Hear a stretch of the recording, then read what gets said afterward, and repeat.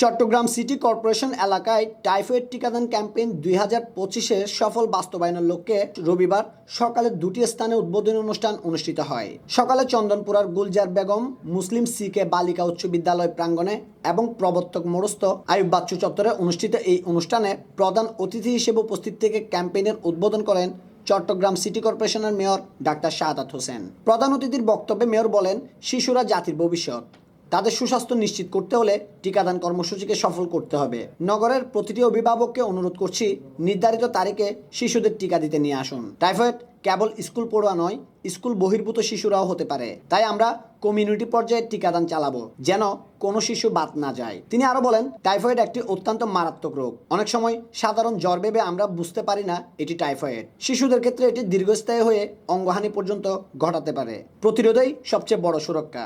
অনেক অভিভাবক অজান্তে বারবার অ্যান্টিবায়োটিক পরিবর্তন করেন, যার ফলে অ্যান্টিবায়োটিক রেজিস্ট্যান্স তৈরি হয়। এটি একটি বড় জনস্বাস্থ্য সমস্যা। তাই এই টিকাদান কার্যক্রম অত্যন্ত তাৎপর্যপূর্ণ। এ সময় অনুষ্ঠানে উপস্থিত ছিলেন চট্টগ্রাম সিটি কর্পোরেশনের সচিব মোহাম্মদ আশরাফুল আমিন, প্রধান শিক্ষক কর্মকর্তা ডক্টর কিসিঞ্জা চাকমা, প্রধান স্বাস্থ্য কর্মকর্তা ডাক্তার মোহাম্মদ ইমাম হোসেন রানা, রাশেদ আক্তার, ডাক্তার হোসনি আরা বেগম, ডাক্তার গোলাম বাকি মাসুদ, চট্টগ্রাম রেড ক্রিসেন্ট সোসাইটির সেক্রেটারি ডাক্তার মনিরুল ইসলাম রুবেল, ইউনিসেফের প্রতিনিধি ডাক্তার সরোয়ার আলম, ডাক্তার তপন কুমার চক্রবর্তী, ডাক্তার ইফতার জাহান আখি, সমাজ কল্যাণ কর্মকর্তা মামুনুর রশিদ, আবু সালেহ এবং প্রধান শিক্ষক মোহাম্মদ সাইফুল্লাহ। চট্টগ্রাম সিটি কর্পোরেশনের স্বাস্থ্য বিভাগের আয়োজনে স্বাস্থ্য অধিদপ্তর, স্বাস্থ্যসেবা বিভাগ, স্বাস্থ্য ও পরিবার কল্যাণ মন্ত্রণালয়, ইউনিসেফ এবং বিশ্ব স্বাস্থ্য